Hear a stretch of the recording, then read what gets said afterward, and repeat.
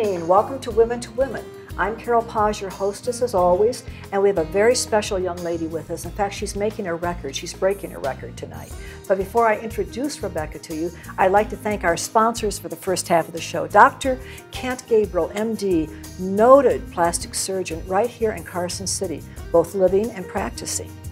If you have any questions about surgery, any ideas about some tucks here and there, or anything that has to do with hand surgery, his specialty is microsurgery for the hands. And he is a wonderful mentor and a wonderful person to discuss any kind of surgical need with. So remember that name, Dr. Kent Gabriel, right here in Carson City. We'd also like to thank the Horseshoe Club in downtown historic Carson City. If you want to step back in time and just have that feel of what Carson City used to be like in the heart of the West right here in Nevada, step into the Horseshoe Club and enjoy a fine supper. We'd also like to thank Bank of the West. It's one of the most hospitable, customer-friendly banks here in Carson City. They know your name when you walk in, and it's great to do business with them. Bank of the West. So let me introduce you to Rebecca Ortiz. Rebecca, thank you so much for being with us. It's a pleasure. Rebecca, as I mentioned to our audience, you are the youngest young lady I've ever had on the show, okay? And sometimes it's remarkable what 17, 18, 19-year-olds are doing with their lives. And that's the main reason I'm having you on tonight, because you have something very special to relate to our audience that we'll get to in just a few moments, okay?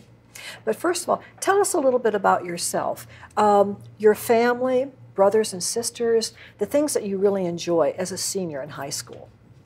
Well, I have a younger sister named Naomi, and she's currently a sophomore in high school, so we go to school together. Yes. And then I have a younger brother named James, who's a freshman, who also goes to high school, but not my high school. Okay. He goes to a different one.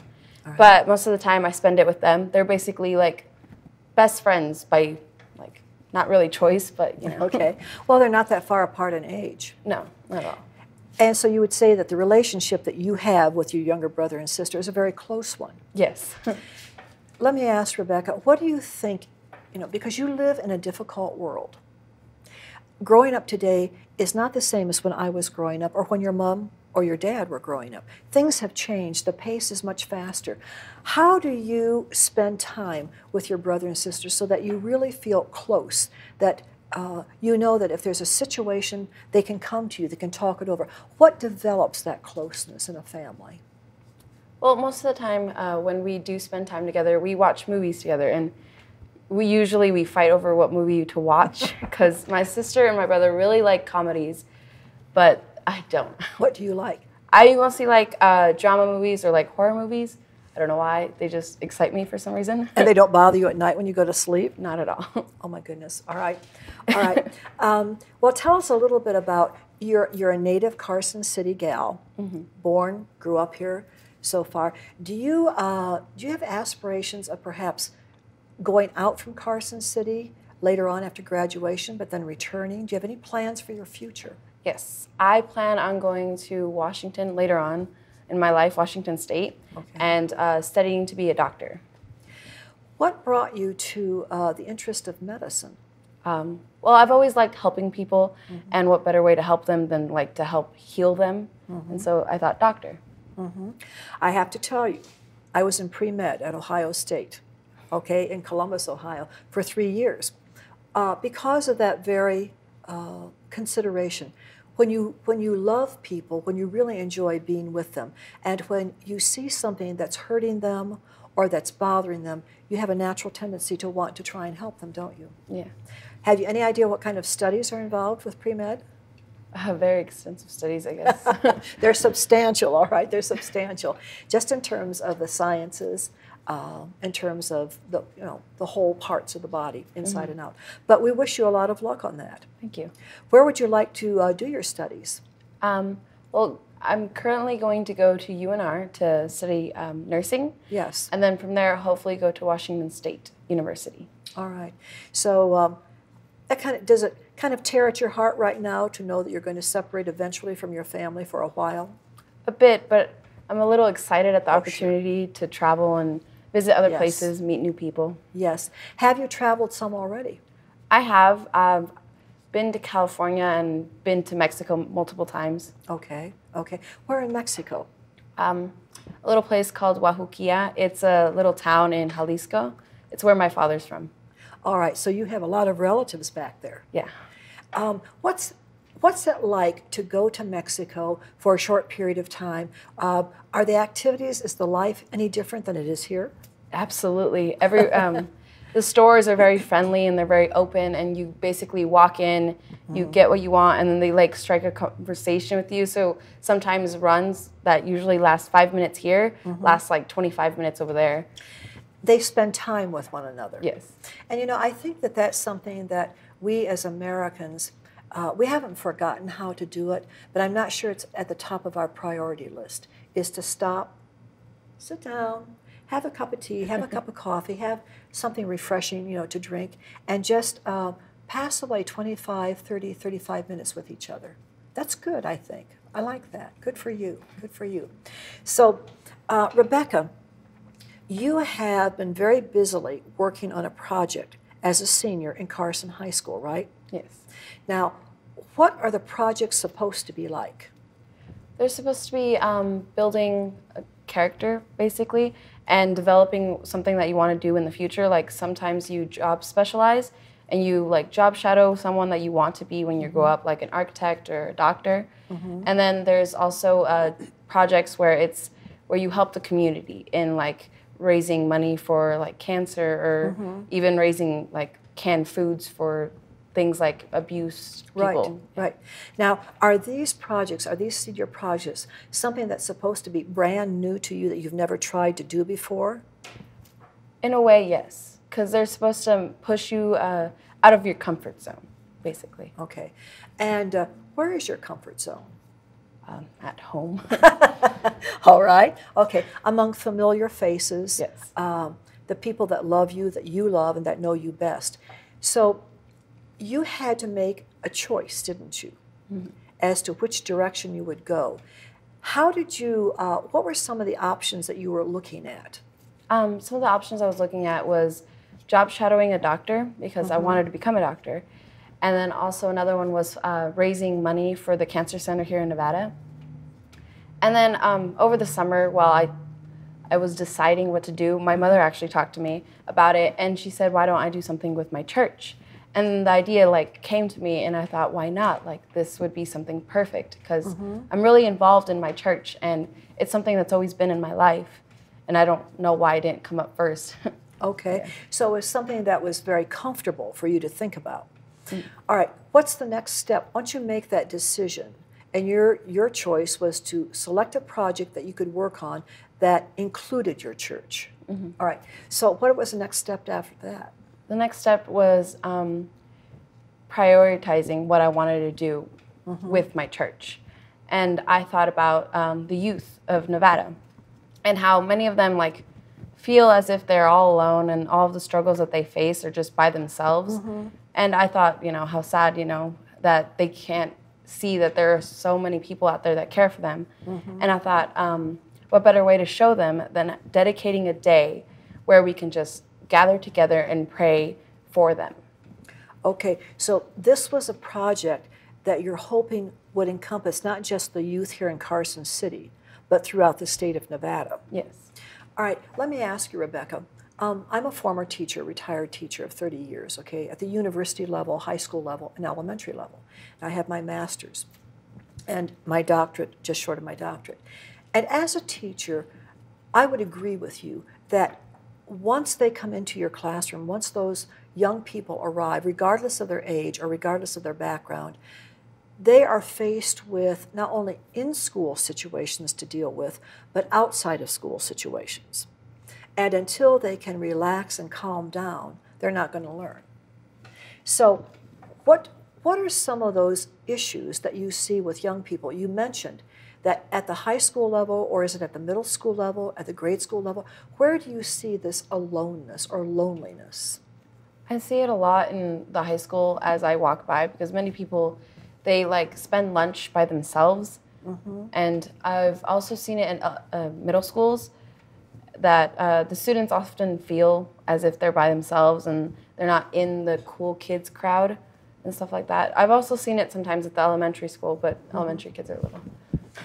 All right, and I think you're identifying areas of concern that even I saw as a student.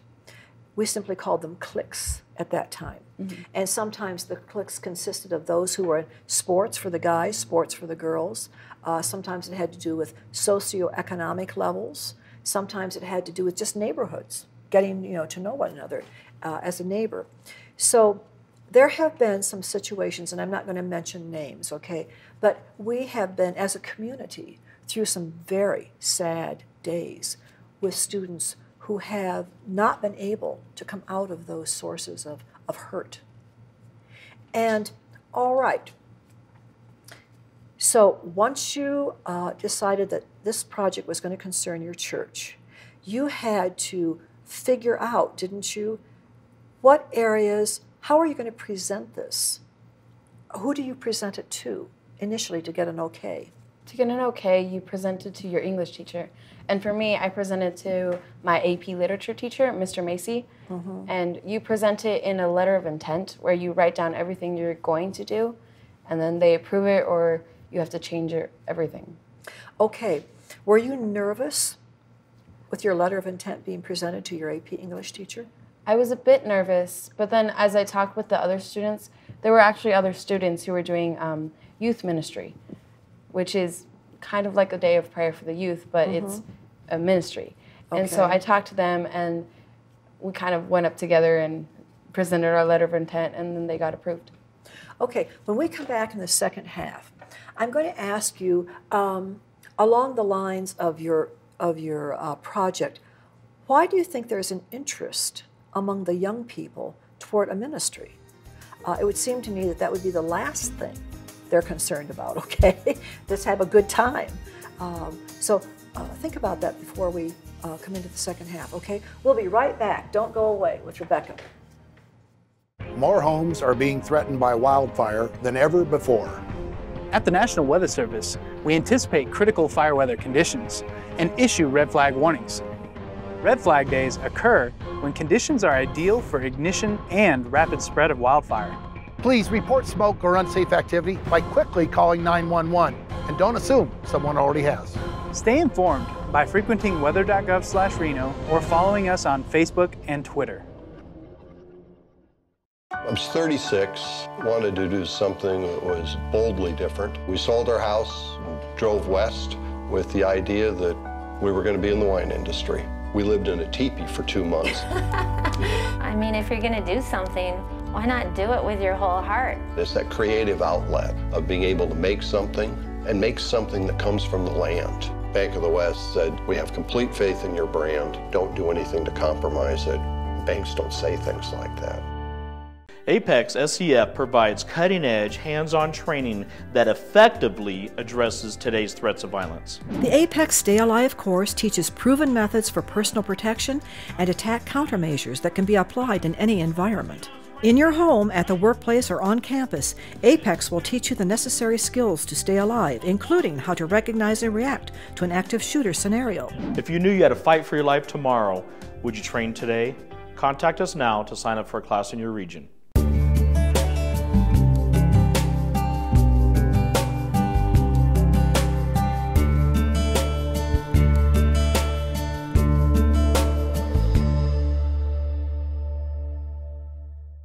Come to the Carson Horseshoe Club for fun and friendly service. Play your favorite games. Join our Players Club, where you get cash for points plus food comps and enjoy casual dining in our Lucky Horse Grill. Get it all in the heart of downtown Carson City at the family-owned, local favorite Carson Horseshoe Club. Hi, I'm Stephen Lincoln with CarsonCityHomes.com, Carson City's original online real estate resource. At CarsonCityHomes.com, you get effective and easy-to-use tools to help you select your next home today. With our easy-to-use website, you can search listings throughout Northern Nevada and narrow the results by selecting every facet, quirk, and quality you desire. Visit CarsonCityHomes.com. Welcome back to the second half of Women to Women. Again, I'm Carol Paz, your hostess, and we're here with Rebecca Ortiz, who is sharing with us some of the steps and some of the issues that she's had to deal with as a senior as she presented her project to her AP English teacher for acceptance or rejection. But before we come back to Rebecca, let's thank our sponsors for the second half of our show, Villa Basque Deli and Cafe right here in Carson City. It's the home of Pete's famous Basque chorizo, which everyone knows is very delicious, so stop on in. We'd also like to thank Carpin Nevada LLC, importer of fine Portuguese olive oils, aged balsamic vinegar, and international health teas. And lastly but not least, we'd love to thank carsonnow.org. It's the 24/7 place to go to on the net. If you want to know what's happening in Carson City, it's carsonnow.org. So, Rebecca, here we are again in the second half, okay? And this is intriguing to me because, let me just share with you, I just came back from a trip to Las Vegas, all right? And it was for a political situation. But as I'm observing this huge place, okay, and all of the intricate and detailed, ornate buildings, I'm thinking to myself, the last thing they want to hear about, the last thing that anybody wants to hear about there, okay, is a ministry, unless it's a very particular, you know, of course there are churches there, there are ministry groups there, but this is a pretty bold step on your part. You have said that other groups in your senior class were doing a ministerial or a ministry outreach, but you chose instead to really involve yourself spiritually with the young people of Carson City and the state of Nevada. All right, you got the okay from your AP English teacher. What did he ask you to do next? Next, we had to write out a proposal, which is basically a plan for whatever our project was. And it's like step by step what we're going to do and how much we're going to spend and who's going to be our mentor. And our mentor is someone that guides us through the project and like tells us, like gives us advice basically. All right. So tell us how you brought all of this together. Number one, who was your mentor? My mentor was Mana Marta. She's actually, I think, a co-owner of the Villa Basque. Yes, yeah. She is. She is. Okay, and what were some of the issues that you brought to Martha? I brought up issues like how some of our students face loneliness and how some of them face depression and others face things that are far worse like peer pressure or where they face like abuse in their family home. And I brought up those issues to her, and she's actually the leader or one of the leaders for the prayer group. And so in your church? Yes. Okay. And so when I talked to her about it, I talked to her that I wanted to pray over these things and that I wanted that not only I pray for this thing, but for a group of people to pray for it. And then she suggested, why not, you know, everyone, like invite other people, not only from our church, but from everywhere. Okay. Now, I'm curious, do you have some personal experience so you know the intensity of the hurt of some of these students who feel depressed or who feel alone, who feel left out? Have you ever known someone as a friend, and I'm not asking you to share names at all, but do you have personal experience in trying to help someone? Yes, I've actually had a friend who was faced with depression, and she felt very lonely, and it was a hard time for her, and I helped her out through it. But was this in high school? Yes. Okay. What are some of those areas in that age group from 15, 16, 17, even 18? I was 18 when I graduated as a senior, okay? But I knew that there were some in my class, and I had a girl who was a neighbor who didn't live too far away from me. She had come over as an immigrant, did not speak English as well as the rest of us, but she was thrown right into the mix immediately, okay, from Hungary. And that Eastern European nation has a long history of tradition, and she was a sole child. She had no brother or sister to really confide in or talk to. And her life was miserable, apparently. And no matter how we reached out to her, it didn't work. It didn't work. So what makes a kid lonely? What makes a kid feel as a 16 or 17-year-old that there's nobody to go to? Why would they think that? What do you think? I think sometimes they feel as if they're the only ones that are facing that problem, that they're all by themselves in the situations that they have, and that everybody around them doesn't really know what it's like, so they can't really trust them with their feelings. And so I think that's what makes them confide themselves so much in themselves, that they just feel as if nobody would understand what they're going through. Okay, let's bring the situation back to your family life. Now, you do have younger brothers and sisters, and sometimes it's not easy. You know, they don't have the same experience as you or the same length of living as you do, but a mom and dad have more. And if you have that close relationship with your parents, do you think that that's an automatic, is it a given that you'll never be depressed, that you'll never be lonely? No, not at all. Okay. There are moments where I feel like I can't confide in my parents, but I know, like, because of the situations that we have been through, I know that they're there for me. Yes. And I know that I can talk to them, and they will always be there to talk to me. It doesn't mean that I'm not going to be sad sometimes, but it does mean that I know that there is someone out there. And the fact when you go through, these are challenges, emotionally, mentally, I mean psychologically. So challenge, is it good for us? I believe so. I believe it builds character. It shows you what you were like in that situation, and it shows you how you can grow from that situation and what you can do to change so that you don't have to face that situation the same way you did. All right, if we bring that full circle back to your project, okay, I was in front of the state legislature, the Supreme Court building that Saturday. Okay, I was there joining you, and I had to kind of, you know, this is a compliment to what you were doing, because the reporter that came to interview you, I think he spent probably much longer than he ever anticipated, okay, and really enjoyed the experience. He got to see, as we all did, how you brought together peoples of different skin colors, different socioeconomic levels, different traditions, but we all had that value of trying to help one another, be there for one another. So again then, where do you intend to take this project? I intend to make it an annual thing. Hopefully around March next year, we'll be in front of the Supreme Court again praying for the youth. Okay, let me ask you this, Rebecca. Even those who were there in that group of 100, 150, it was quite a number of people, do you think they understood the power of prayer as a tool that you have, as a weapon that you have? I think in some subconscious level they knew that there was power in the way that we were doing that, and that there was power in prayer. They might not say it out loud, but I think everyone kind of knows, like the deepness of their heart, that there is power in the way you say things and the way that you pray.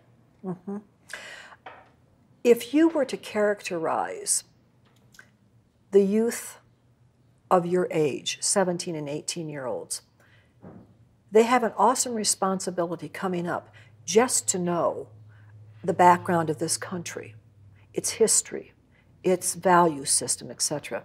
Do they struggle with that? Do the youth of today struggle with America? I think so. I think they struggle with the fact that we have to be prepared to take on responsibility of what is ahead, basically. We have to like study really hard to get one job, or even not a job. And then, yeah, I think they struggle with the fact that they have so much responsibility at a younger age now. Okay, where does that responsibility fall in your mind at a younger age? What do you mean by that? I mean by that, well, now kids, not that I'm saying I'm going to be kicked out at 18, but a lot of kids do get kicked out at 18, and so they have to take on the responsibility of living on their own, finding a job, paying for their rent, and paying for things like that. You know, and that can be a very frightening aspect. But let me jar you a little bit, okay? You know, I was not born during the Depression, okay? I was born during World War II.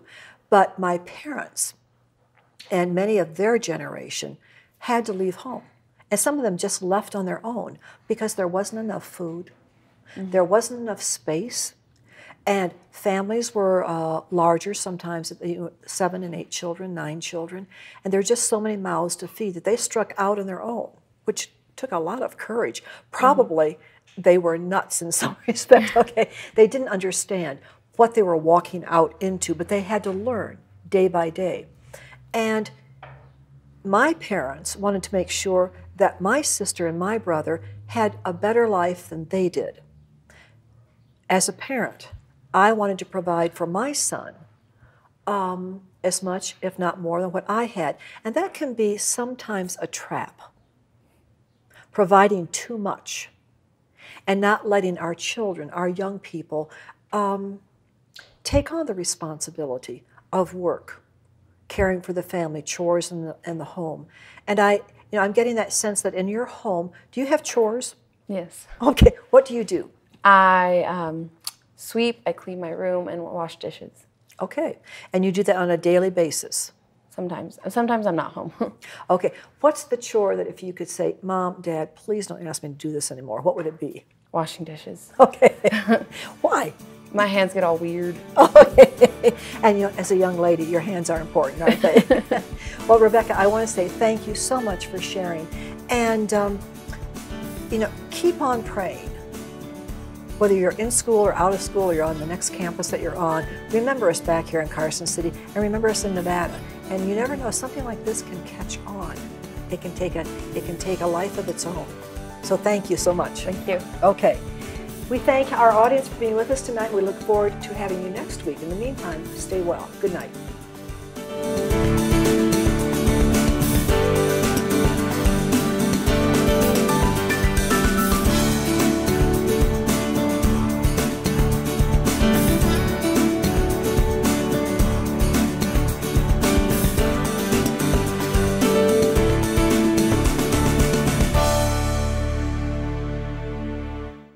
Hi, I'm Roy Halliday. As pet owners, we can help end the suffering of millions of dogs and cats. Animal shelters struggle to assist in huge numbers of animal litters. Many more suffer on the streets, never even reaching the safety of a shelter. My family does our part in making sure our pets are spayed and neutered. For more information, contact my friends at the Humane Society of the United States. Remember, pets are for life.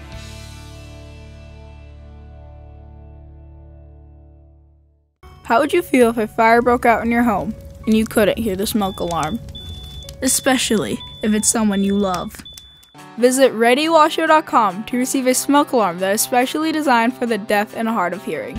These smoke alarms send a wireless signal to a receiver that gives you strobe and vibration notification. Local fire departments urge everyone to be prepared. Visit ReadyWasher.com to help assure the safety of your family. Come into Villa Basque Deli and Cafe right here in Carson City, Nevada. Discover fine Portuguese extra virgin olive oils, vintage balsamic vinegars, and a wide assortment of international health teas provided by distributor Carpa Nevada LLC. In addition to these terrific items, Villa Basque is also the home of Pete's famous Basque chorizo, handmade on the premises from Pete's secret family recipe. Satisfy your culinary curiosities. Don't delay. A fire-adapted community is prepared to survive a wildfire with little or no firefighter assistance. To help prevent ignition by embers, remove dead and dying plants from around your home. Be sure to remove low-hanging branches and the flammable plants underneath your trees, also known as ladder fuels. Non-flammable plants and pathways create separation and help prevent fire from spreading to your home. Make it lean, clean, and green. Visit livingwithfire.info for more tips to save your home. Pets of the Homeless is a non-profit, all-volunteer organization that provides pet food and veterinary care to the homeless and less fortunate in local communities. With donations from the public, we're able to provide homeless shelters with crates, bowls, cleaning materials so that homeless with pets can come into homeless shelters and get the services that they need to get out of homelessness.